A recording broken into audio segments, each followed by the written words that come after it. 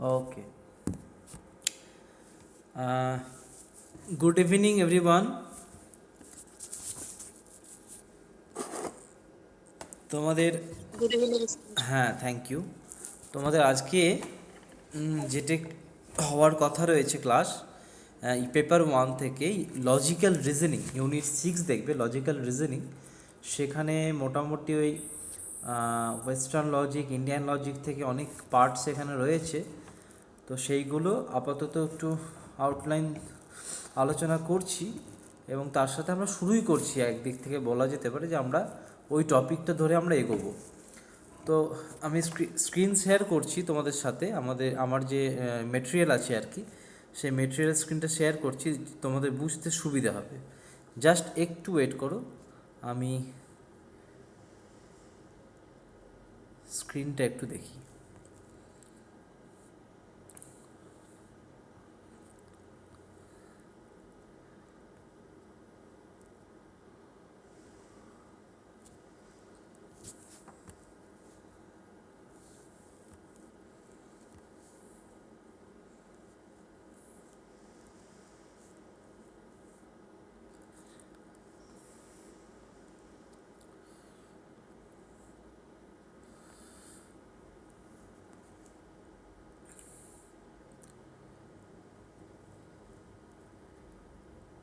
Okay, so is this visible to all of you? দেখা যাচ্ছে তো? সবাই দেখতে পাচ্ছে স্ক্রিন? No sir.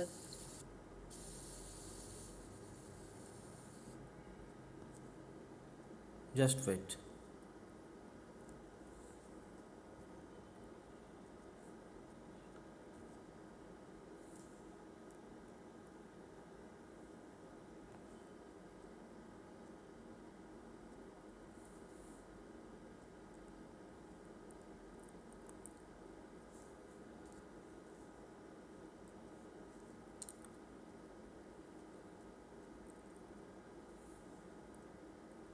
আচ্ছা, এবারে দেখা যাচ্ছে?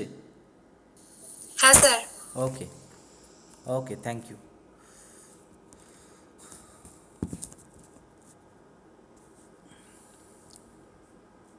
দেখো, ইউনিট 6 লজিক্যাল রিজনিং রয়েছে, অর্থাৎ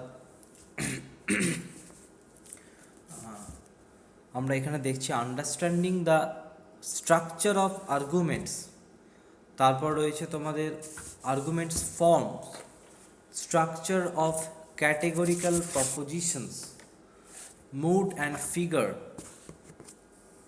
formal and informal fallacies, uses of language, connotations and denotations of terms, classical square of opposition। পুরো বিষয়টি তোমাদের কাছে প্রায় নতুন। জাস্ট 1 মিনিট, আমার স্ক্রিন মাঝে অফ হয়ে যাচ্ছে, একটু জাস্ট।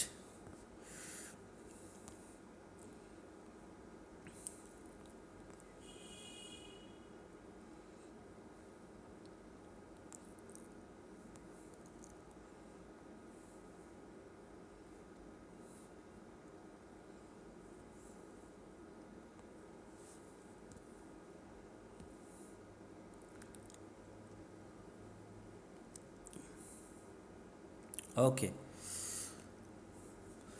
তো আমাদের এই বিভিন্ন যে টপিকগুলো রয়েছে, সেই টপিক থেকে আমরা পড়া শুরু করব। তার আগে এই যুক্তি পড়বার আগে দেখো, তোমাদের প্রথম সিলেবাসটা সবাই কাছে রাখবে, সিলেবাসটা সবাই দেখবে একটু যে কি কি রয়েছে। প্রথমে সিলেবাসটা ভালো করে জানবে। দেখো, প্রথমেই রয়েছে understanding the structure of arguments. ঠিক আছে, মানে আর্গুমেন্টের বাংলা অর্থ হচ্ছে যুক্তি।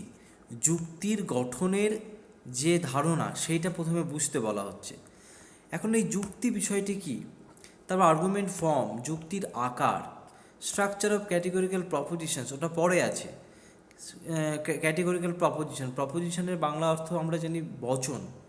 তারপর আস্তে আস্তে বিভিন্ন আনুষঙ্গিক টপিকগুলো রয়েছে। তো প্রথমে আমরা শুরু করব কিন্তু ওই দেখো, সেকেন্ড যে বিষয়টি আছে স্ট্রাকচার অফ ক্যাটেগরিক্যাল প্রপোজিশন, এইটা দিয়ে আমরা শুরু করছি।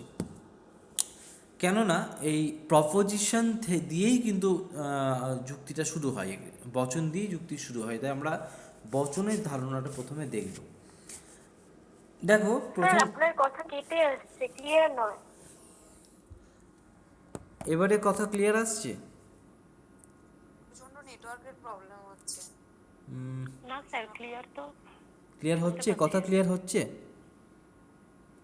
যদি সবাই হ্যাঁ স্যার, আমরা যদি ক্লিয়ার পাচ্ছি।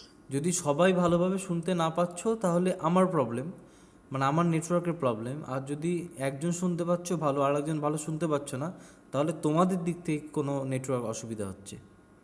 এমন কি হচ্ছে যে সবাই শুনতে পাচ্ছ না? না স্যার, আমাদের শোনা যাচ্ছে। ও, তাহলে আমার সমস্যা নেই। তোমাদের ক্লিয়ার শুনতে পাচ্ছি। তাহলে তোমাদের দেখো ইন্টারনেটের সমস্যা আছে। হ্যাঁ,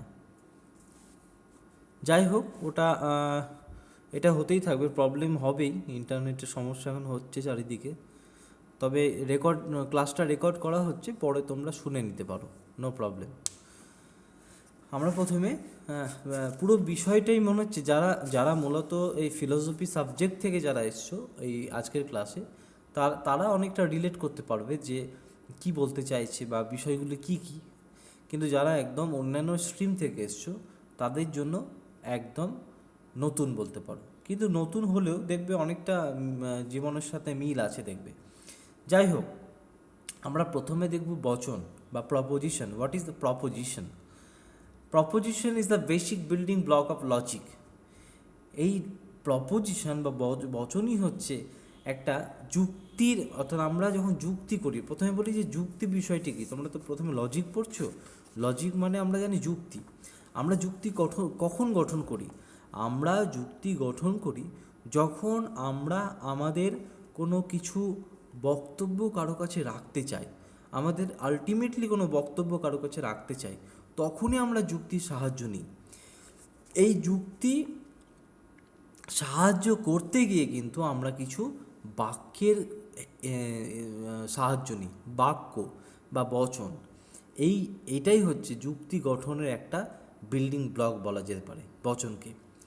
ঠিক আছে, এখন এই যে লজিক, আমরা লজিক পড়ছো, মানে লজিক্যাল রিজনিং, মানে লজিক থেকে এসে লজিক কথাটি কিন্তু একটি ল্যাটিন শব্দ, সেই লোগোস, এই লোগোস থেকে এসছে। এই লোগোস শব্দটির অর্থ হচ্ছে চিন্তা বা ভাষা। কেন চিন্তা বা ভাষা কেন?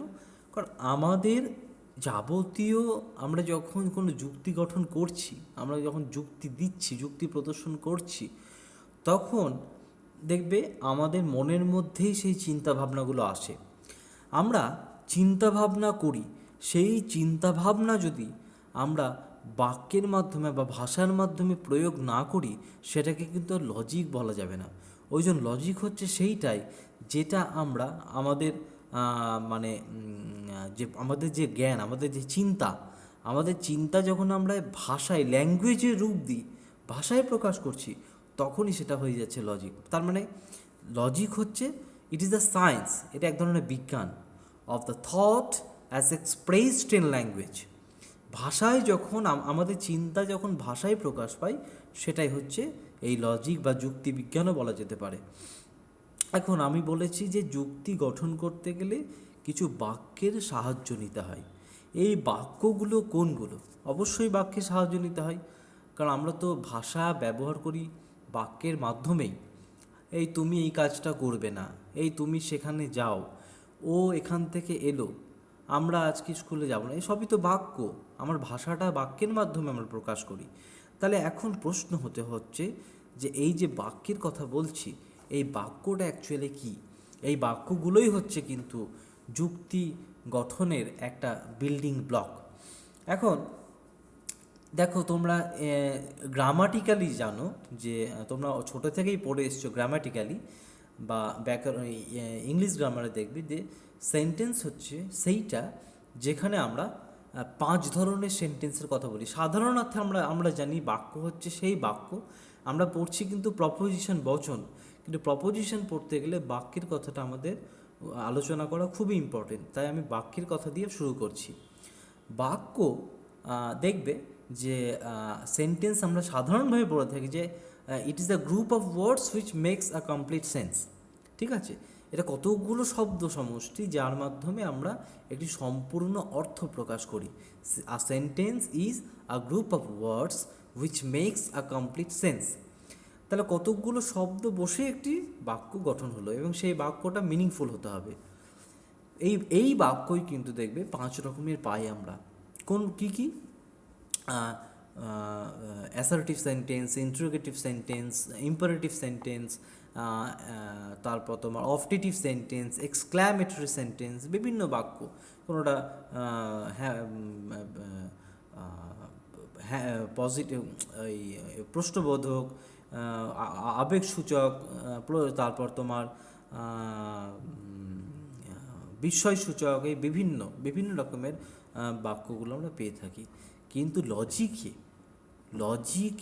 লজিকের বচনের ক্ষেত্রে যে বাক্যের কথা বলা হয়, বচন মানে কি? যা বলা হচ্ছে, দ্যাট ইজ কল্ড বচন। It's a type of statement, উক্তি। What we state, that is proposition. তাহলে এক ধরনের উক্তি। তাই দেখো, যে সমস্ত সেন্টেন্সগুলো আমরা পাচ্ছি, সেই সেন্টেন্সগুলোর মধ্যে একমাত্র ডিক্লারেটিভ সেন্টেন্সই হচ্ছে এক ধরনের বচন। তাই বচন হচ্ছে সেইগুলোই যেটা ঘোষক বাক্য, বচনের মাধ্যমে কোনো কিছু ঘোষণা করা হয়। সাধারণভাবে আমরা বলতে পারছি যে বচন হচ্ছে সেইটাই। আমি এক এক করে এগুলো একটু একটু করে টাচ করছি যাতে রিলেট করতে পারো। বচন হচ্ছে সেইটাই যেটা আমরা ভাষায়, আমরা যেটা মানে আমাদের যে অবধারণ, জাজমেন্ট, আমাদের যে চিন্তাভাবনা, সেটা যখন আমরা ভাষায় ব্যক্ত করছি, সেটাই হচ্ছে বচন। এই বচন দিয়ে যখন আমরা একটা আকার গঠন করছি, সেটাই হয়ে যাচ্ছে যুক্তি। তো প্রত্যেকটি বচন দেখবে কোনো না কোনো বিষয় বা কোনো না কোনো বস্তু সম্পর্কে কিছু ঘোষণা করছে। দেখবে ন্যারেশনের ক্ষেত্রে, দেখবে ইংলিশ গ্রামারের ন্যারেশনে দেখবে যে teacher said the sky is blue, teacher said the earth revolves around the sun, teacher said, ma'am said, comma, তারপরে দেখবে একটা ডাবল কোটেশনের মধ্যে থাকে, the sun rises in the east and set in the west. তাহলে এই ধরনের যে বাক্যগুলো কিন্তু সব ঘোষক, ন্যারেটিভ সেন্টেন্স, স্টেট করা হয়। তাই বচন কিন্তু এই কোনো কিছু ঘোষণা করে। দেখবে ঘোষণার মাধ্যমে কি করে? ঘোষণার মাধ্যমে যেটা করে সেটা হচ্ছে কোনো কিছু স্বীকার করে অথবা কোনো কিছু অস্বীকার করে। এই জগৎ এবং এই জীবনের যাবতীয়, অর্থাৎ কোনো কিছু সম্পর্কে কিছু স্বীকৃতি দিচ্ছে বা কিছু অস্বীকৃতি দিচ্ছে। স্বীকৃতি দেওয়া মানে কোনো কিছুকে মেনে নেওয়া। বলছে the boy is playing in the ground, ছেলেটি মাঠে খেলছে, তার মানে কি? স্বীকার করে নিচ্ছে। কিন্তু যদি অস্বীকারের কথা বলি, the boy is not playing in the ground, in the playground, তার মানে কি? অস্বীকার করছে, ছেলেটি খেলছে না। ঠিক আছে, ছেলেটি যে খেলছে সেটা অস্বীকার করছে। এই হচ্ছে স্বীকৃতি এবং অস্বীকৃতি। এই দিক থেকে আমরা বলতে পারি, এত সাধারণভাবে দেখবে যে প্রত্যেকটি বচনের মধ্যে, প্রত্যেকটি বচন বা প্রত্যেকটি বাক্যের মধ্যে দেখবে পদের ব্যবহার হয়। শুধু যে শব্দের ব্যবহার হয়, শব্দ দিয়ে গঠন হয় তা নয়, প্রত্যেকটি বাক্যে দেখবে শব্দ থাকে, পদ থাকে।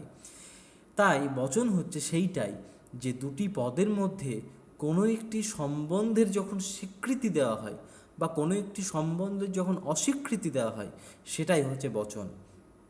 দেখবে বাক্যের মধ্যে তোমরা জানবে যে বাক্যের মধ্যে আমরা উদ্দেশ্য পদ পাই, বিধেয় পদ পাই, এই বিভিন্ন রকম আমরা পেয়ে থাকি। তাই বাক্যের ব্যাপারই হচ্ছে যে দুটি পদের মধ্যে স্বীকৃতি বা দুটো পদের মধ্যে যে সম্বন্ধ, তার যে স্বীকৃতি এবং অস্বীকৃতি, সেটাই হচ্ছে বচন। তাই এই বচন হচ্ছে, আমরা বলতে পারি কি এই বচন হচ্ছে ঘোষকমূলক বচন। এই বচন হচ্ছে দুটি পদের মধ্যে সম্বন্ধের স্বীকৃতি এবং অস্বীকৃতি। তাই বচন সবসময় সত্য বা মিথ্যা হতে পারে। স্বীকৃতি মানে সত্য, অস্বীকৃতি মানে, তাই বচন দেখবে সবসময় সত্য বা মিথ্যা হতে পারে। পশ্চিমবঙ্গের রাজধানী হচ্ছে কলকাতা, সত্য বচন। পশ্চিমবঙ্গের রাজধানী হচ্ছে বাংলাদেশ বা ঢাকা, মিথ্যা বচন। তাই বচন সত্য বা মিথ্যা হতে পারে। বচন সবসময় দেখবে। আরেকটি যেটা বলা হয়, বচন হচ্ছে দুই ধরনের, একটা হচ্ছে সাপেক্ষ বচন এবং আরেকটি হচ্ছে নিরপেক্ষ বচন। সাপেক্ষ বচন এবং নিরপেক্ষ বচনের ব্যাপারটা কি? সাপেক্ষ বচন হচ্ছে যেইগুলো দুটো সম্বন্ধের মধ্যে কোনো কিছু শর্তের উপর নির্ভর করে, সেটাকেই বলা হয় সাপেক্ষ বচন। যেমন আমরা সাধারণভাবে বলে থাকি, ও আচ্ছা, যদি কালকে বৃষ্টি হয় তাহলে কিন্তু দেখবে তোমার মাটি ভিজবে। আমরা এটা তো আমরা যে বৃষ্টি হবে মাটি ভিজবে আমরা তত্ত্বগত মানে পড়াশোনা বই থেকে বলছি, কিন্তু সাধারণভাবে বলে থাকবো না, দেখবে দৈনন্দিন জীবনে বলে থাকি আমরা, তুমি রোদ্রে লঙ্কা শুকোতে দিচ্ছ, যদি বৃষ্টি হয় লঙ্কা কিন্তু সব ভিজে যাবে। তুমি রোদ্রে চাল শুকোতে দিচ্ছ, যদি বৃষ্টি হয় তাহলে কিন্তু চাল শুকিয়ে যাবে। ওই যদি বৃষ্টি হয় তবেই চাল শুকোবে, এইগুলো হচ্ছে সাপেক্ষ বচন। এইটা হচ্ছে এক ধরনের শর্তযুক্ত বচন, শর্তাধীন বচন। শর্তাধীন মতলব শর্তাধীন, শর্তের অধীনে যে বিষয়গুলো, সেটাই হচ্ছে শর্তাধীন। আবার বলতে পারি, হয় বাড়িতেই দেখবে বলবে যে জন্মদিন কেউ নেমন্তন্ন করেছে তোমার বাড়িতে, তোমরা দুই ভাই, তো দুই ভাইয়ের নাম হচ্ছে, একজনের নাম অসীম, একজনের নাম সুসীম। তাহলে তো জিজ্ঞেস করছে, এই তোমাদের যে নেমন্তন্ন করলাম কে আসবে? তখন দেখবে বাড়িতে বলবে, আচ্ছা ঠিক আছে সন্ধ্যায় যাবে তো, আচ্ছা এটা হয় অসীম যাবে নইলে সুসীম যাবে। এই যে হয় অসীম যাবে নতুবা সুসীম যাবে, এটাও কিন্তু সেই শর্তাধীন বা সাপেক্ষ বচন। ঠিক আছে, এখানেও মানে একটা শর্ত রেখে দিচ্ছে, সুসীম না গেলে অসীম যাবে, অসীম না গেলে সুসীম যাবে, তাই বলা হয় অসীম যাবে নইলে সুসীম যাবে। এইভাবে বিভিন্ন শর্তাধীন বচনগুলো হচ্ছে সাপেক্ষ বচন। আর আরেক ধরনের বচন পাওয়া যায় যেটাকে বলা হয় নিরপেক্ষ বচন। এই নিরপেক্ষ বচন হচ্ছে যেখানে দুটো সম্বন্ধের, আমরা বচনের মধ্যে দুটি পদ পাই, উদ্দেশ্য পদ আর বিধেয় পদ। এই দুটি পদের মধ্যে সম্বন্ধের মধ্যে যখন কোনো শর্ত থাকে না, এই দুটো পদের সম্বন্ধের কোনো শর্ত যদি না থাকে, সেইটাই হচ্ছে নিরপেক্ষ বচন। ভালোভাবে এটা বুঝবে, কারণ তোমাদের সিলেবাসে কিন্তু এই ক্যাটেগরিক্যাল প্রপোজিশনটাই হাইলাইট করা আছে। তাই আমরা এখন ক্যাটেগরিক্যাল প্রপোজিশনটাই পড়ব। এই নিরপেক্ষ বচনটিকেই বলা হয় ক্যাটেগরিক্যাল প্রপোজিশন বা এই শর্তযুক্ত বচন, শর্তাহীন বচন, শর্তহীন বচন, শর্ত নেই এরকম বচন। তাই আমরা এখন নিরপেক্ষ বচনের দিকে এগিয়ে যাব। নিরপেক্ষ বচন শর্তহীন বচন কেন? কারণ নিরপেক্ষ বচনে ধরো আমি যদি একটা এক্সাম্পল দিই যে ফুলটি হয় সাদা, তাহলে ফুলটি হয় সাদা এই বাক্যের মধ্যে দেখো কোনো রকম কোনো নেই, শর্ত নেই। ফুলটি সাদা হওয়ার পিছনেও কোনো শর্ত নেই, আবার যদি ফুলটি নয় লাল, তাহলে ফুলটি লাল হওয়ার পিছনেও কোনো শর্ত নেই। এটা ন্যাচারালি ইট হ্যাজ গ্রোন, তো ফুলটি হয় সাদা বা ফুলটি হয় লাল। তাই এই ধরনের বচনগুলো হচ্ছে নিরপেক্ষ বচন। এই নিরপেক্ষ বচনই হচ্ছে আমাদের মূল আলোচ্য বিষয়, এবং আমরা বচন বলতে নিরপেক্ষ বচন ধরে এগোবো। বচনকে আমরা বাক্য বলতে পারবো, কিন্তু সব বাক্যকে বচন বলতে পারবো না। কেন বলতে পারবো না পরে আসছি। আমাদের এবার যেটা মূল জায়গা সেটা হচ্ছে ক্যাটেগরিক্যাল প্রপোজিশন বা নিরপেক্ষ বচন। নিরপেক্ষ বচন কাকে বলে সেটা আপাতত আমরা আলোচনা করলাম, যে সমস্ত বচনের মধ্যে দুটি পদের মধ্যে সম্বন্ধে স্বীকৃতি বা অস্বীকৃতির জন্য কোনো কিছু শর্তের উপর নির্ভরশীল হতে হয় না, সেটাই হচ্ছে নিরপেক্ষ বচন। এখন আমরা দেখব যে এই নিরপেক্ষ বচন কত রকমের হতে পারে। হ্যাঁ, এই আগে বলি একটা এক্সাম্পল যদি দিই আমরা, যে নিরপেক্ষ বচনের টোটাল 4টি অংশ থাকে। এই 4টি অংশ হচ্ছে কি কি? এই নিরপেক্ষ বচনের 4টি অংশ বলতে আমরা 4টি অংশ, তো যদি আমরা বলি যে খুব সোজা একটা এক্সাম্পল, যে সকল আম হয় মিষ্টি। সকল আম হয় মিষ্টি যদি বলো, তাহলে দেখবে এই বচনটিতে 4টি অংশ আছে। একটা হচ্ছে সকল, একটা হচ্ছে আম, একটা হচ্ছে হয়, একটা হচ্ছে মিষ্টি। এই 4টি, এই পুরো বচনটাই হচ্ছে নিরপেক্ষ বচন। এখন এই যে বললাম সকল আম হয় মিষ্টি, এই যে নিরপেক্ষ বচন, এই নিরপেক্ষ বচনের মধ্যে টোটাল 4টি অংশ থাকে।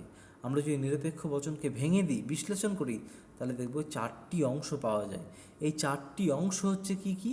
একটি হচ্ছে কোয়ান্টিফায়ার বা পরিমাণক, একটি হচ্ছে সাবজেক্ট টার্ম উদ্দেশ্য পদ, একটি হচ্ছে কপিউলা সংযোজক, এবং the last one is predicate বা বিধেয় পদ বা প্রেডিকেট টার্ম। প্রত্যেকটি আদর্শ আকারের যে নিরপেক্ষ ন্যায় রয়েছে বা নিরপেক্ষ বচন রয়েছে, এই নিরপেক্ষ বচনগুলো দেখবে সব সময় তিন ধরনের শব্দ দিয়ে যুক্ত থাকে। খুব ভালো করে মনে রাখবে। একটা হচ্ছে অল, একটা হচ্ছে নো মানে নো আর, একটা হচ্ছে সাম, এই তিন মানে বাংলায় বলতে গেলে সকল, একটা হচ্ছে কোনো, আর একটা হচ্ছে কোনো কোনো। আমি এক্সাম্পলে গেলে দেখিয়ে দিচ্ছি। তাহলে আমরা বলতে পারি নিরপেক্ষ বচনের দেখবে উদ্দেশ্য এবং বিধেয় পদের যে সম্বন্ধ, এই উদ্দেশ্য এবং বিধেয় পদের সম্বন্ধ স্থাপনকারী যে চিহ্ন বা উদ্দেশ্যপদ এবং বিধেয় পদের সম্বন্ধ যে ঘটায়, সেইটি হচ্ছে সংযোজক বা কপিউলা। সেই সংযোজকই হচ্ছে এমনই একটা বিষয় যা উদ্দেশ্য পদের সঙ্গে বিধেয় পদের সম্বন্ধ স্থাপন করে। এই সম্বন্ধ স্থাপনের ক্ষেত্রে স্বীকৃতি অস্বীকৃতি থাকতেই পারে। যদি যদি সংযোজকের সম্বন্ধটা স্বীকৃতিমূলক হয় তাহলে সেখানে হয় হয়ে যায়, আর যদি অস্বীকৃতিমূলক হয় তাহলে নয় হয়ে যায়। মানে উদ্দেশ্য পদের সঙ্গে বিধেয় পদের সম্বন্ধ নয় হয়ে যায়, নঙার্থক হয়ে যায়। তাহলে আমাদের এখন মনে রাখতে হবে যে যুক্তিবিজ্ঞানে উদ্দেশ্য এবং বিধেয় এই দুটিকে আমরা পদ বলে গণ্য করতে পারি। সংযোজকের কথা যেটা বললাম অর্থাৎ এই কপিউলা, সেটা কিন্তু শব্দ, সেটা কিন্তু পদ নয়। আর তাহলে মূলত আমরা জানলাম যে বচনে দুটি মাত্র পদ থাকে, উদ্দেশ্যপদ বিধেয় পদ। এখন এই যে নিরপেক্ষ বচনের কথা বললাম, এই নিরপেক্ষ বচন কিন্তু 4 প্রকারের। কি কি দেখো এখানে আছে।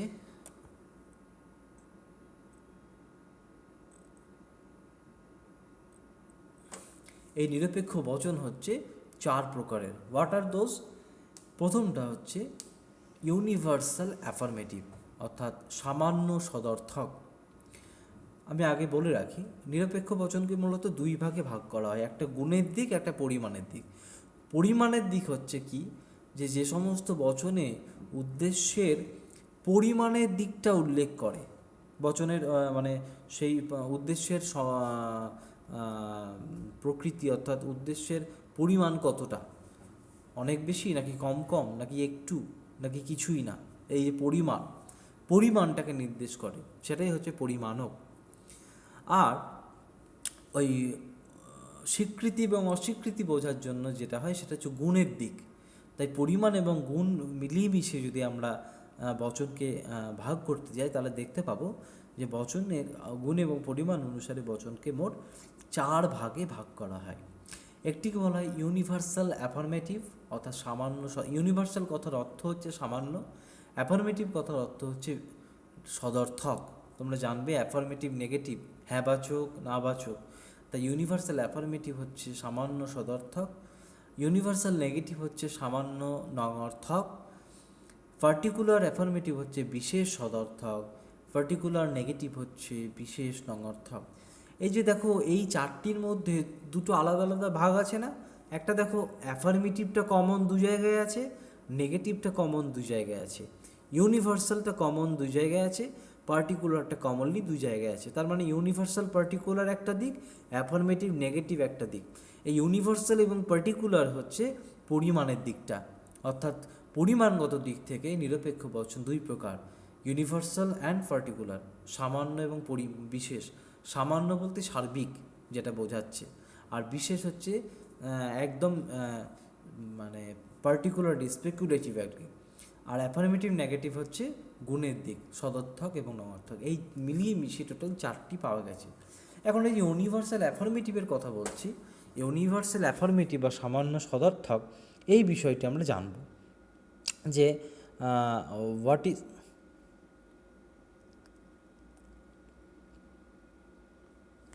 যে ইউনিভার্সাল অ্যাফার্মেটিভ বলতে কি বোঝানো হচ্ছে।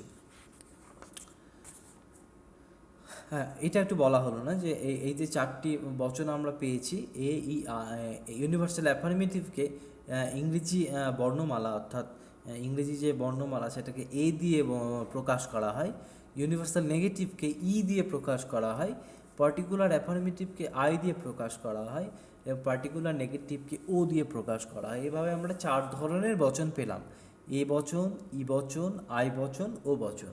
তাহলে দেয়ার আর 4 types of categorical প্রপোজিশনস, those are universal affirmative. এটাকে এ বচন বলা হয়, পরেরটা ই বচন, আই বচন, ও বচন। এবার আমরা ইউনিভার্সাল অ্যাফার্মেটিভ বিষয়টা পড়ব, যে হোয়াট অ্যাবাউট দ্য প্রপোজিশন। এটাকে তাহলে আমরা এ প্রপোজিশন বলছি। এই এ প্রপোজিশন দেখো কি বলা হয় মূলত। একটা এক্সাম্পল আমরা দিচ্ছি, যে অল পলিটিশিয়ানস আর লায়ার্স। অল পলিটিশিয়ানস আর লায়ার্স মানে হচ্ছে সকল রাজনীতিবিদ হন মিথ্যেবাদী। কথাটি কি বলতে চাইছে? এই কথার মাধ্যমে যেটা বলতে চাইছে সেটা হলো যে ইন এ প্রপোজিশন, মানে এটা এখানে উদ্দেশ্যপদ হচ্ছে পলিটিশিয়ান আর বিধেয়পদ হচ্ছে লায়ার্স অর্থাৎ মিথ্যেবাদী। এখানে দেখবে যে মূলত যেটা বলা হচ্ছে যে if every member of the subject class is also a member of the predicate class, then it is called universal affirmative proposition. All politicians are লায়ার্সের মানে হচ্ছে যে পলিটিশিয়ান শ্রেণীর যারা যারা আছে সবাই কিন্তু মিথ্যা অর্থাৎ লায়ার শ্রেণীর অন্তর্ভুক্ত। ওই জন্য এখানে বলা হচ্ছে যে whole of one class is included or contained in another class. পলিটিশিয়ানের শ্রেণীতে যারা যারা আছে তারা সবাই লায়ার শ্রেণীর অন্তর্ভুক্ত, তাই এটা ইউনিভার্সাল অ্যাফার্মেটিভ। ইউনিভার্সাল অ্যাফার্মেটিভ সেন্টেন্সটিকে আমরা যেভাবে লিখি সেটা হচ্ছে all S is P. All S is P কথার মানে হচ্ছে যে যেখানে আমরা এসের জায়গায় S for subject term, P for predicate term. পলিটিশিয়ানসের জন্য আমরা এস নিয়েছি, প্রেডিকেট টার্ম লায়ার্সের জন্য আমরা প্রেডিকেট টার্ম নিয়েছি। তাহলে অল এস ইজ পি দিয়ে আমরা যে কোনো বচন আমরা বসাতে পারি। এই যে অল এস ইজ পি, এই অল এস ইজ পি আমরা হচ্ছে একটা বচনের আকার। তাহলে here S and P represent the subject and predicate terms respectively, আমি বলে দিলাম। তাহলে এইটাই হচ্ছে ইউনিভার্সাল প্রপোজিশনের এক্সাম্পল। নেক্সট যে প্রপোজিশনটি সেটি হচ্ছে ইউনিভার্সাল নেগেটিভ। সব বুঝতে অসুবিধা হচ্ছে না তো? বলছি সবাই বুঝতে পারছো? কারো অসুবিধা হচ্ছে না তো? না স্যার, বুঝতে পারছি। কোথাও কিছু অসুবিধা হলে জানাবে। ঠিক আছে, নেক্সট যে প্রপোজিশনটি রয়েছে নেক্সট হচ্ছে ইউনিভার্সাল নেগেটিভ অর্থাৎ সামান্য নঙর্থক বচন, ই প্রপোজিশন। একটা এক্সাম্পল নিয়েছি দেখো, যে নো পলিটিশিয়ানস আর লায়ার্স।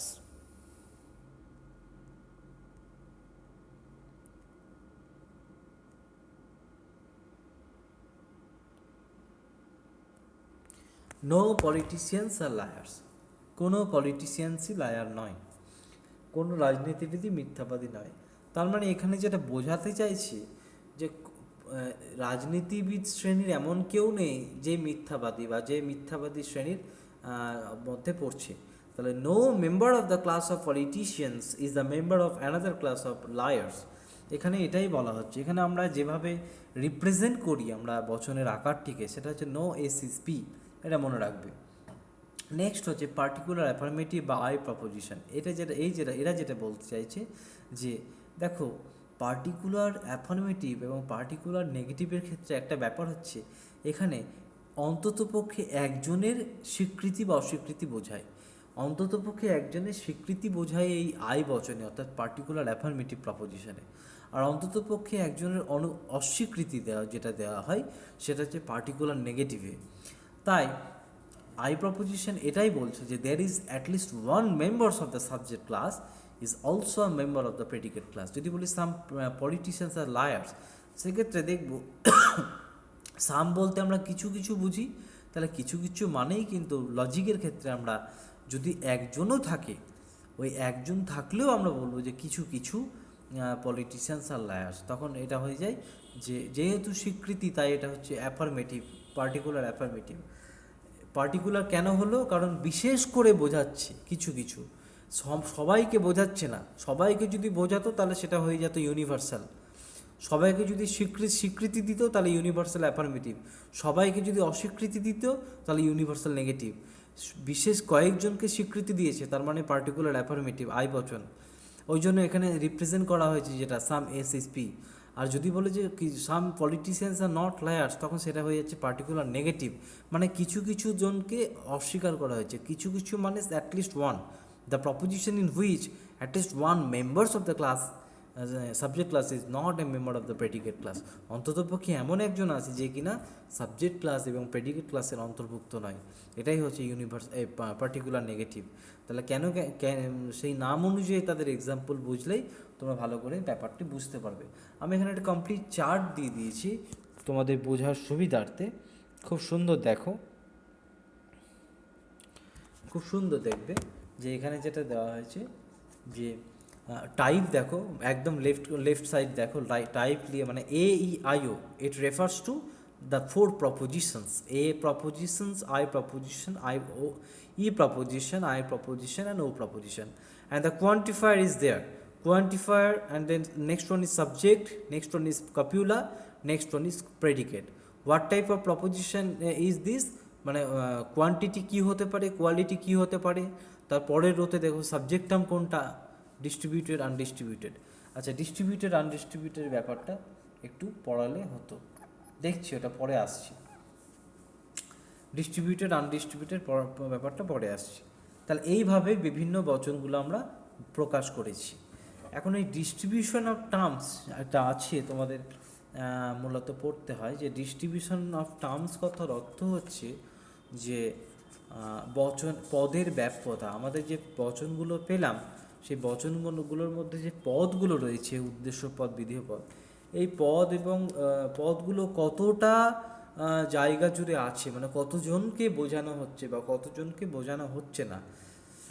এই দুটি পদ বা এর কোনো পদ যখন একটি বচনে তার সম্পূর্ণ বাচ্যার্থকে প্রকাশ করে,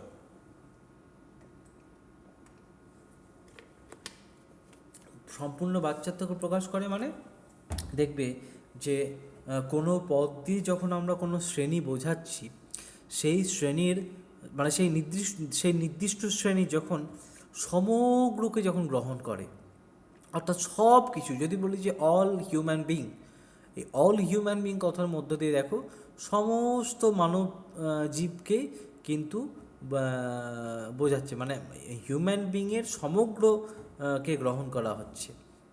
যদি গ্রহণ করা হয় সমগ্রকে, তাহলে জানতে হবে পদটি ব্যাপ্য হয়েছে। আবার যদি দেখা হয় যে কোনো পদ যখন তার আংশিক বিষয়টিকে নিচ্ছে, আংশিক জায়গাটিকে, মানে সাম এস মানে হচ্ছে আর পি, মানে কিছু কিছু জায়গাটাকে নিচ্ছে, তখন সেটা হয়ে যাচ্ছে অব্যাপ্য বা আনডিস্ট্রিবিউটেড। সেই দিক থেকে আমরা এই কোন বচনের কোন পদ ব্যাপ্য, কোন বচনের কোন পদ অব্যাপ্য, সেইগুলো দেখানো হয়েছে। প্রথম রোতে দেখো এ বচনের, এই যে এ প্রপোজিশনের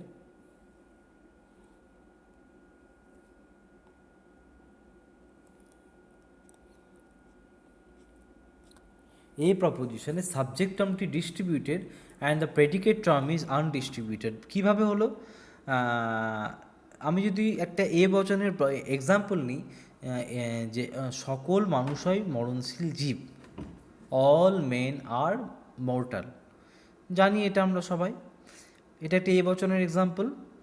এখন দেখো এই বচনে দেখবে এই যে মেন যেটা মানুষ, এইটা উদ্দেশ্যপদ আর প্রেডিকেট টার্ম হচ্ছে মরণশীল জীব।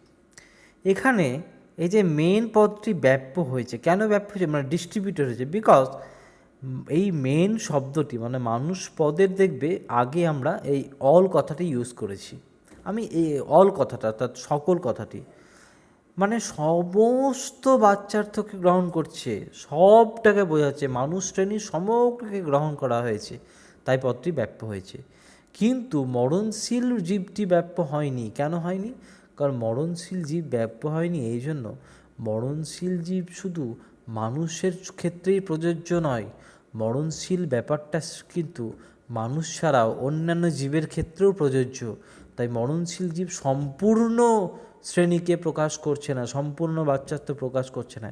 তাই মননশীল বা মোটাল মোটালটা কিন্তু একদমই ব্যাপ্য হয়নি, তাই আনডিস্ট্রিবিউটেড হয়েছে। তার জন্য দেখো সাবজেক্ট টার্মটা ডিস্ট্রিবিউটেড আর প্রেডিকেট টার্মটা আনডিস্ট্রিবিউটেড।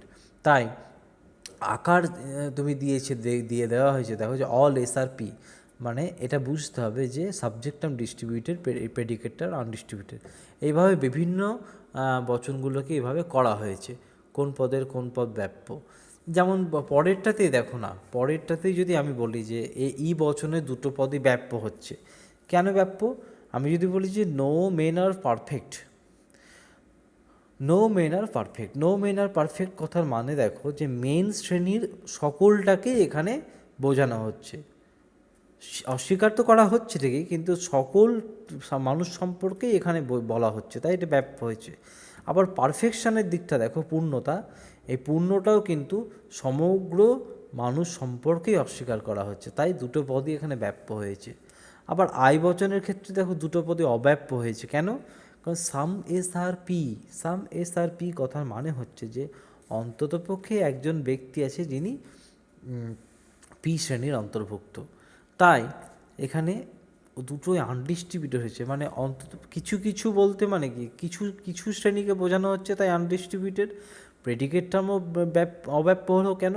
কারণ কিছু মানুষ সম্পর্কে স্বীকার করা হয়েছে, তাই আনডিস্ট্রিবিউটেড। প্রেডিকেট টার্ম দেখো, some S are P not P, some S দিয়ে যেহেতু সাম এস তাহলে কিছু অংশ বোঝাচ্ছে, তাই আনডিস্ট্রিবিউটেড।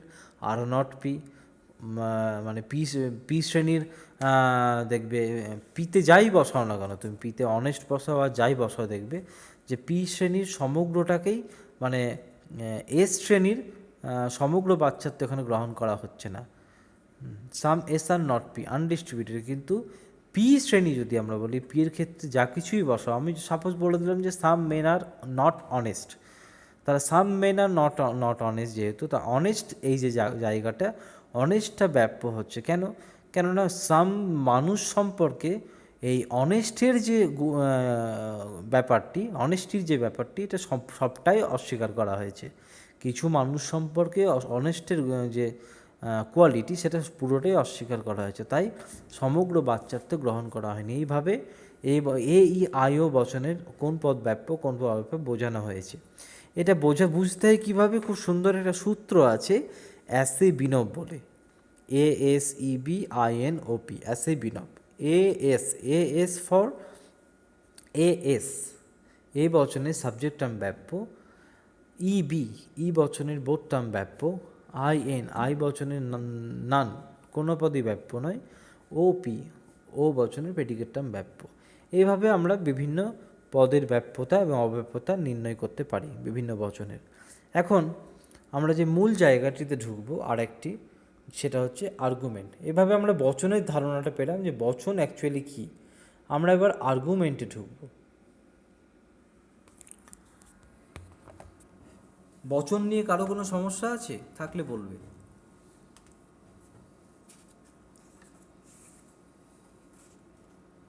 বচন নিয়ে কারো কোনো সমস্যা থাকলে আমি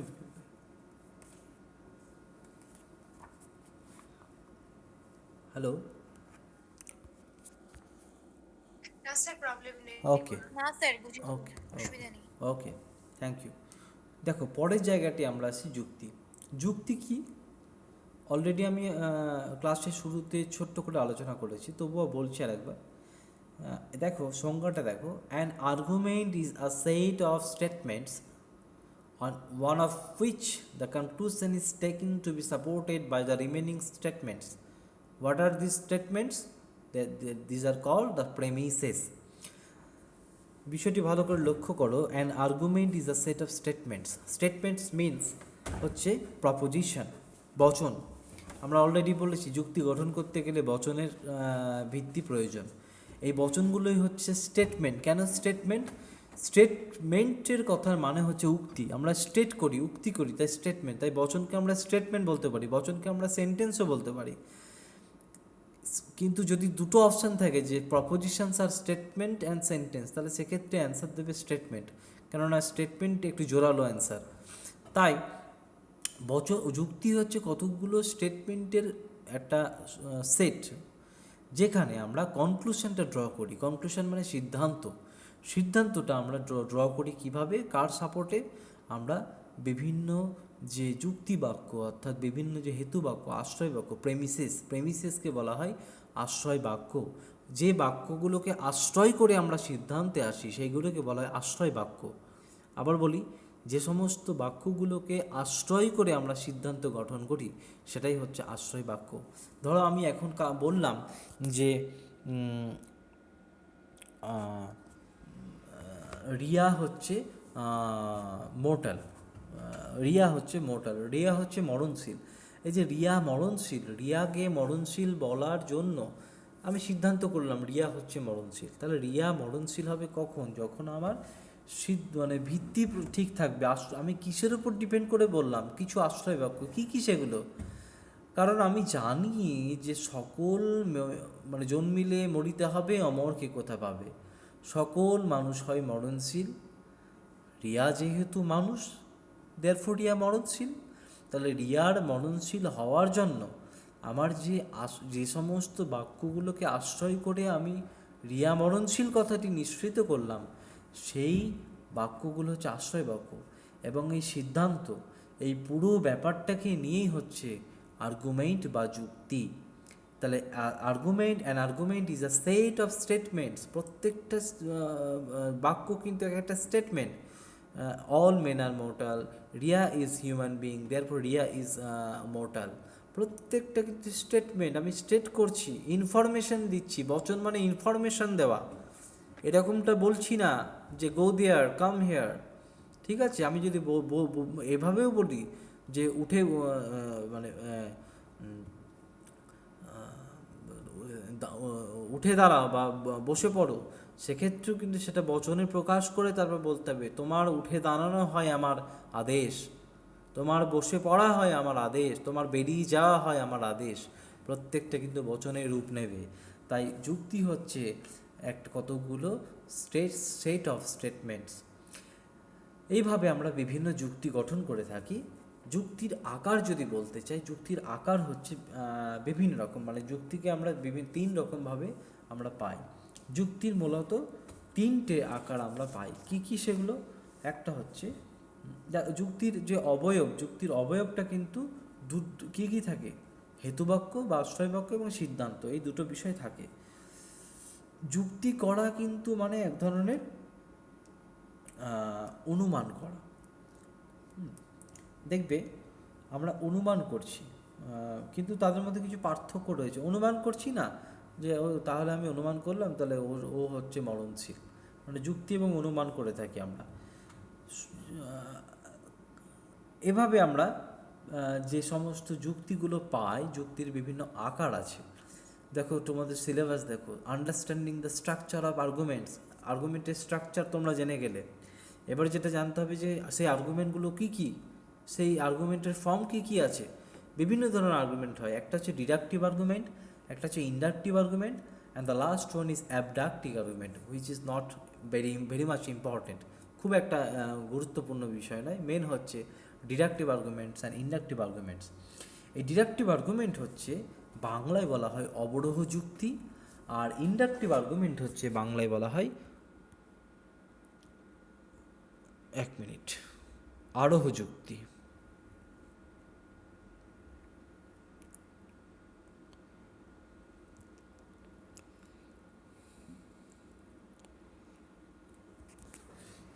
আরোহ যুক্তি। ডিডাকটিভ আর্গুমেন্ট হচ্ছে সেই যুক্তি যেটাকে অবরোহ বলা হয়। অবরোহ মানে তোমরা জানো যে নিচের দিকে নামা। পাহাড়ে বলি না, পাহাড় থেকে অবরোহণ করা, পাহাড়ে আরোহণ করা। এই অবরোহ হচ্ছে নিচের দিকে নামা। এখন এই যুক্তিতেই নিচের দিকে নামার ব্যাপারটা কি দেখো ভালো করে। Deductive argument is a type of argument where the conclusion follows validly from the premises. In other words, we can say an argument where the truth of the premises guarantees the truth of the conclusion. খুব সুন্দর example দেখো, all men are mortal. কী বলছি deductive আর্গুমেন্টে? যেখানে সিদ্ধান্তটি, আমরা তো সিদ্ধান্তই করছি সবসময়, তাহলে এই সমস্ত এবার কোন কোন যুক্তির সিদ্ধান্ত ঠিক ঠিক হয়, যুক্তি কি এক? সব যুক্তি এক হয় না, যুক্তিরও আবার প্রকারভেদ আছে। সেই প্রকারভেদগুলোই আমরা পড়ছি, একটা অবরোহ যুক্তি, একটা আরোহ যুক্তি। এখন যুক্তির এই যে প্রকারভেদ একটি করলাম, অবরোহ যুক্তি, এই অবরোহ যুক্তি ব্যাপারটা কি? অবরোহ যুক্তি হচ্ছে সেই যুক্তি যেখানে সিদ্ধান্তটি কিন্তু আশ্রয় বাক্যগুলো থেকে অনিবার্যভাবে নিশ্চিত হয়। অনিবার্যভাবে নিশ্চিত হওয়ার মানে হচ্ছে নেসেসারিলি ড্র করে, অর্থাৎ যা বলা থাকে আশ্রয় বাক্যে সেটা এই সিদ্ধান্তে চলে আসে। All men are mortal, Riya is a man, Riya is a man, therefore Riya is mortal. সকল মানুষ হয় মরণশীল, রিয়া হচ্ছে মানুষ, তাহলে রিয়া মরণশীল। এই যে রিয়া মরণশীল, এটা তো নেসেসারিলি ড্র করছে আশ্রয় বাক্যগুলো থেকে। এই যে রিয়া মরণশীল প্রচ্ছন্নভাবে লুকিয়ে আছে দুটো আশ্রয় বাক্যের মধ্যে। সকল মানুষ হয় মরণশীল এবং রিয়া হয় মানুষ, এই দুটো আশ্রয় বাক্যের মধ্যেই কিন্তু রিয়ার মরণশীলতার ব্যাপারটা লুকিয়ে আছে। তাই it is necessarily draws from the premises. আর কি হয়, আশ্রয় বাক্যের সিদ্ধান্তের যে বক্তব্যটি, সেই সিদ্ধান্তের বক্তব্য কিন্তু কখনোই আশ্রয় বাক্যগুলো থেকে ছাপিয়ে যায় না। আশ্রয় বাক্যতে যা থাকে সেটাই সিদ্ধান্তে বলা হয়। নতুন কোনো জ্ঞান নেই। রিয়ার মরণশীলতা নতুন কোনো জ্ঞান নয়। রিয়ার মরণশীলতা ইট ইজ হাইডলি ওখানে আছে, মানে আশ্রয় বাক্যগুলোর মধ্যেই প্রচ্ছন্ন অবস্থায় আছে। তাই এখানে ডিডাকটিভ আর্গুমেন্টের ক্ষেত্রে বা অবরোহ যুক্তির ক্ষেত্রে সিদ্ধান্ত কিন্তু কখনোই আশ্রয় বাক্যগুলো থেকে ছাপিয়ে যায় না। কম ব্যাপক হয় বরং, বা সমান ব্যাপক হয়। বেশি ব্যাপক হয়ে যাওয়া মানে হচ্ছে আশ্রয় বাক্যের বক্তব্যকে ছাপিয়ে যাওয়া, তখন বেশি ব্যাপক হয়ে যায়। কম ব্যাপক হয়। আর কি হয়, ওই যে আমরা অবরোহের কথা বলছিলাম, পাহাড় থেকে নামার কথা, এই অবরোহ যুক্তির ক্ষেত্রে আমরা যখন আশ্রয় বাক্য থেকে সিদ্ধান্তে আসি, তখন যে লাইনটা আসে সেটা হচ্ছে ওপর থেকে নিচে নামা। দেখো, অল মেন আর মোর্টাল কথাটি কিন্তু সামান্য বচন, কিন্তু যখন আমরা পরপর এসে যাচ্ছি Socrates is a man, therefore Socrates is mortal, তখন সক্রেটিসের ক্ষেত্রে এলাম, মানে বিশেষ কোনো ব্যক্তির ক্ষেত্রে এলাম। এটা সিঙ্গুলার প্রপোজিশন। যখন আমরা যে সমস্ত বচনের মাধ্যমে কোনো ব্যক্তি বা বস্তু বা কোনো জায়গার নাম বোঝাবো, সেই সমস্ত বচনগুলোকে বলা হয় সিঙ্গুলার প্রপোজিশন, একবাচক বচন। তাহলে এই সক্রেটিস, সেটা singular proposition is the type of particular proposition. তাই এক্ষেত্রে দেখো, অল থেকে আমরা বিশেষে চলে এসেছি, অর্থাৎ সামান্য ইউনিভার্সাল থেকে আস্তে আস্তে নামতে নামতে আমরা সক্রেটিস অর্থাৎ বিশেষে চলে এসেছি। তাই ওপর থেকে নিচে নামছি, সামান্য থেকে বিশেষের দিকে এগিয়ে যাচ্ছি। এটাই হচ্ছে deductive argument. And the second one is inductive argument. Inductive argument means আরোহ যুক্তি, নিচ থেকে ওপরে ওঠা। নিচ থেকে ওপরে ওঠাকে কীভাবে আমি পরে বলছি, তার আগে আমি ইন্ডাকটিভ আর্গুমেন্টের কথা বলি। ইন্ডাকটিভ আর্গুমেন্ট হচ্ছে আরোহ যুক্তি। এই আরোহ যুক্তি বিষয়টি কি? আরোহ যুক্তি হচ্ছে এমনই এক প্রকার যুক্তি যেখানে সিদ্ধান্তটি কিন্তু অনিবার্যভাবে নিশ্চিত হয় না আশ্রয় বাক্য থেকে। এখানে যেটা হয় সেটা হচ্ছে সিদ্ধান্ত আশ্রয় বাক্য এক বা একাধিক আশ্রয় বাক্য থেকে নিশ্চিত হয়, কিন্তু আর কি হয়, আশ্রয় বাক্যগুলোকে ছাপিয়ে যায়। এখানে যে সিদ্ধান্তটি আমরা করি সেখানে দুটি ক্ষেত্রের সাহায্য নিতে হয়। এই প্রকৃতির যে একরূপতা নীতি রয়েছে, প্রকৃতির সম অবস্থায় সমভাবে চলে, এই যে একটা নীতি, মানে কি ন্যাচারালি যেগুলো ঘটে, তারপর পর্যবেক্ষণ পরীক্ষণ, এই যে পদ্ধতিগুলো, তারপর তোমার কার্যকারণ নীতি, তারপর তোমার আরেকটি আছে প্রকৃতির একরূপতা নীতি, পর্যবেক্ষণ পরীক্ষণ, কার্যকারণ, আর আরও কিছু আছে, কিছু অবাধ অভিজ্ঞতা, এবং বিভিন্ন বিষয় উপর ভিত্তি করে যখন আমরা সিদ্ধান্ত গঠন করি, সেটাই হচ্ছে ইন্ডাকটিভ আর্গুমেন্ট। দেখো, an argument where the premises point several cases of some pattern and the conclusion states that this pattern will hold in general. যখন কিছু বিষয় বা কিছু ঘটনা, কোনো বিশেষ বিশেষ জায়গার ঘটনা পর্যবেক্ষণ করে যখন আমরা ধরেই নিই যে তাহলে এইটাই হয়তো হতে পারে, এই প্যাটার্নেই হয়তো চলছে, এই তার মানে সিদ্ধান্ত তার মানে অলের ক্ষেত্রেই যাচ্ছে, সেটাই হচ্ছে inductive argument. An inductive argument will not be deductively valid because even if a pattern is found many times, that does not guarantee it will always be found. Therefore, an inductive argument provides weaker, less trustworthy support for the conclusion than a deductive argument does.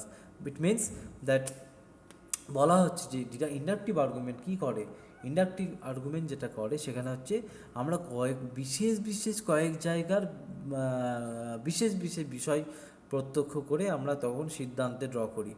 ধরে নাও বেলুড়ের তুমি যে কাকগুলো দেখেছো সেই কাকগুলো কালো, তোমাদের নিজের বাড়ির কথা ভাবো, কারো বাড়ি হয়তো ব্যান্ডেলের তুমি যত কাক দেখেছো সেগুলো কালো, কেউ হয়তো আরামবাগে যে যারা কাক দেখেছো কালো, বাঁকুড়ার ছেলেরা যা কাক দেখেছো কালো। যে তুমি এই মোটামুটি 8 থেকে 10 জায়গা বা 50 জায়গারই ধরো না, কাক দেখে তুমি বলে দিলে ও আচ্ছা আমি যতগুলোই কাক দেখলাম সবই দেখছি কালো, so therefore I can conclude that all crows are black in this universe, in this physical world. যত কিছু কাক আছে সবই তার মানে কালো, সিদ্ধান্ত করে বসলে all swans are white বা all crows are black। তোমার পর্যবেক্ষণের বা তোমার অভিজ্ঞতার লিমিটেশন কতটা, একদমই কম। তুমি এমন অনেক জায়গা আছে যেটা তুমি এখনও পর্যন্ত দেখা হয়ে উঠতে পারেনি, অভিজ্ঞতা হয়ে উঠতে পারেনি, but you have conclude that all crows are black without all observations. প্রত্যেকটা জায়গা পর্যবেক্ষণ না করে তুমি সিদ্ধান্ত করে বসলে অল ক্রোজ আর ব্ল্যাক, তার মানে সিদ্ধান্তে একটা নতুন জ্ঞান তুমি দিয়ে দিলে যে সমস্ত কাক হচ্ছে কালো।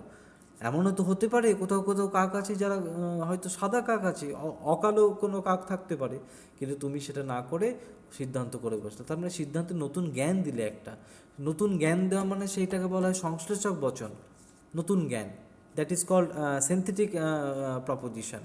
এবং আর কি, এই জ্ঞানটা কিন্তু সবসময় প্রবাবল। তোমার এই যে জ্ঞানটা তুমি দিলে, নতুন জ্ঞানটা, এটা কি সত্য হবে? সত্য হতে পারে, নাও হতে পারে, এটা প্রবাবল নলেজ। তো সো আমরা বলতে পারি the conclusion of the inductive argument is probable, it may be true or false. কিন্তু ডিডাকটিভ আর্গুমেন্টের যে কনক্লুশন, সেটার ক্ষেত্রে বলতে পারো it is certain knowledge, it can be certainly true or it can be certainly false. মিথ্যা হলে নিশ্চিতভাবে মিথ্যা হবে, সত্য হলে নিশ্চিতভাবে সত্য হবে।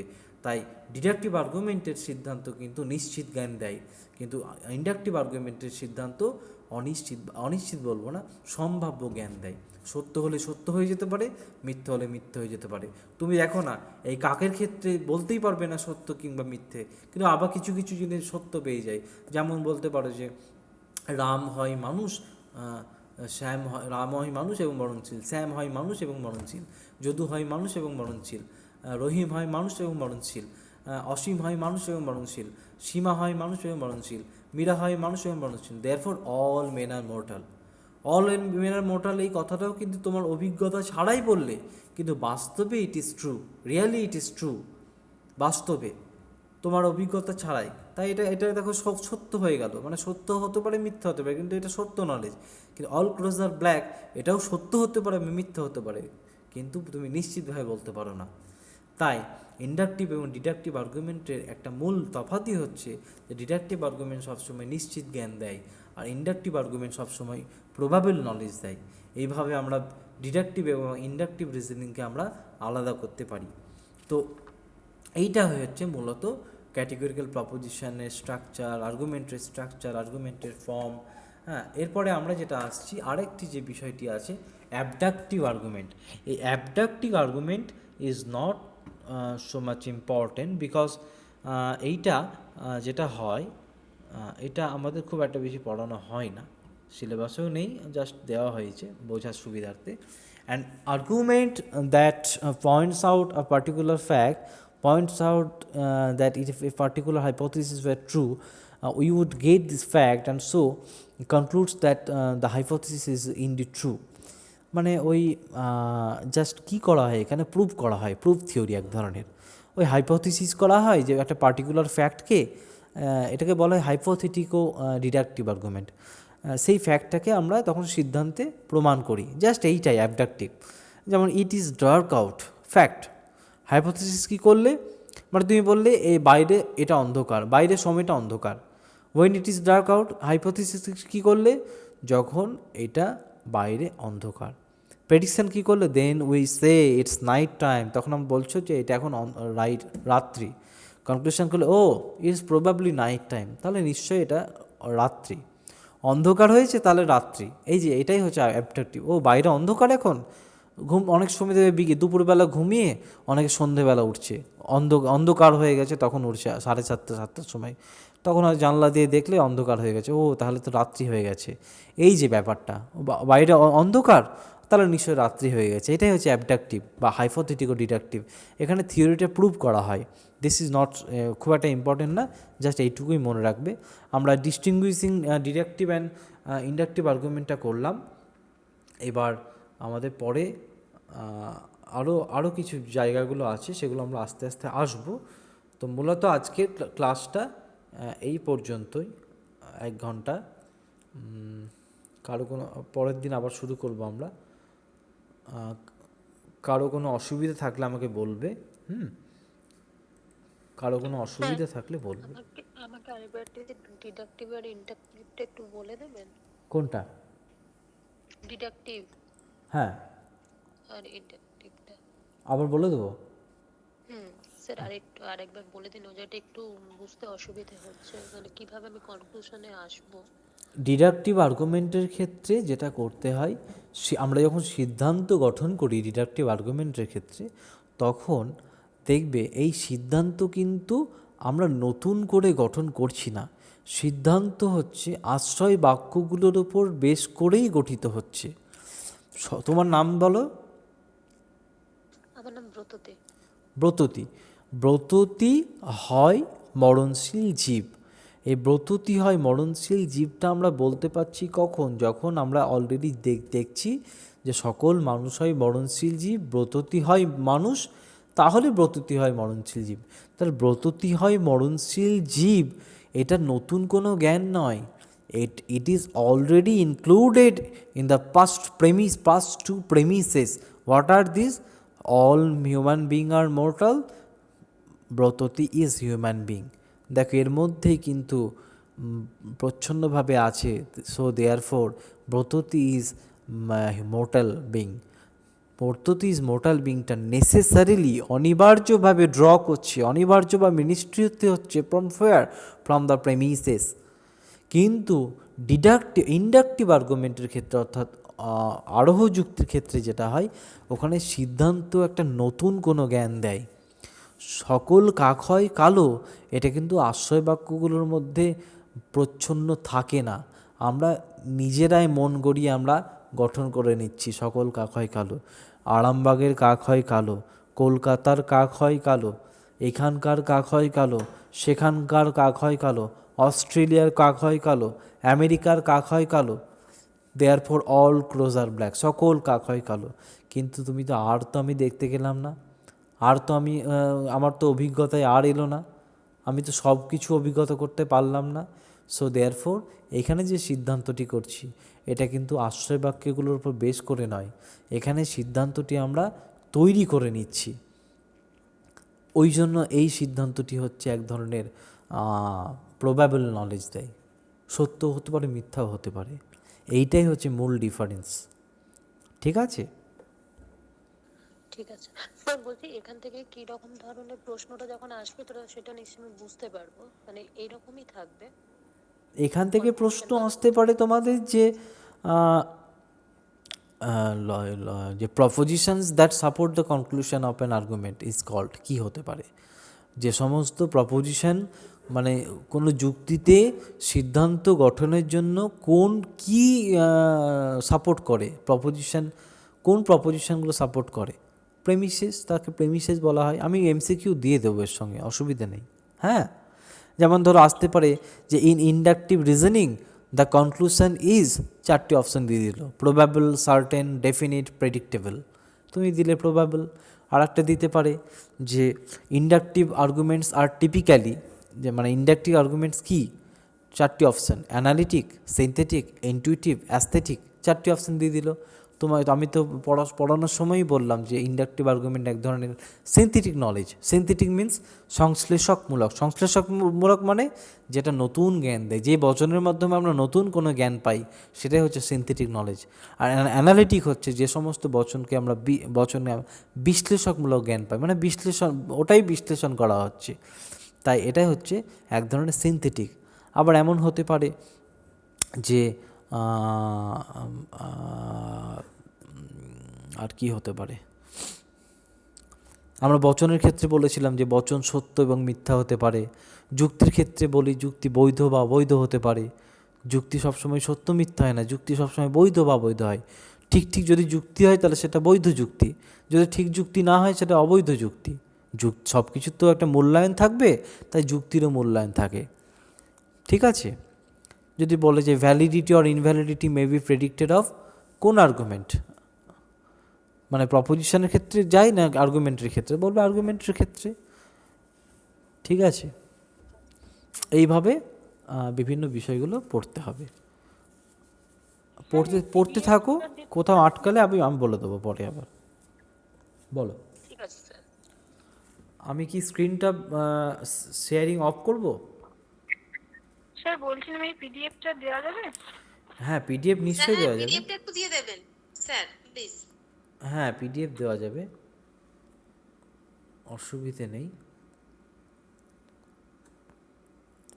আর স্যার বলছি ওই যে পদে ব্যাপারটা যেটা বললেন না, পদে কোনটা? হ্যাঁ বলো ব্যাপারটা বলো। ওখানে শর্ট ফর্ম যেটা বললেন একটু নোট করে দেবেন স্যার। হ্যাঁ, আমি তাহলে বানিয়ে ভালো করে যতটা হলো আমি দিয়ে দেবো, তোমাদের অসুবিধা নেই। হ্যাঁ, হ্যাঁ হ্যাঁ হ্যাঁ ঠিক আছে স্যার, থ্যাংক ইউ স্যার। আচ্ছা, আর কি স্ক্রিন কি আর দেখা যাচ্ছে? স্যার? স্ক্রিনটা কি আর দেখা যাচ্ছে? হ্যাঁ স্যার। আচ্ছা, নো স্যার। ঠিক আছে। কারো কিছু বুঝতে অসুবিধা হলো না তো? হতে পারে অনেকে নতুন নতুন পড়ছো, বিষয়টা অনেকের না কাছে স্যার নতুন, ঠিক আছে, বুঝতে পেরেছি। বিষয়টা অনেকের কাছে নতুন, তো হয়তো অসুবিধাও হতে পারে।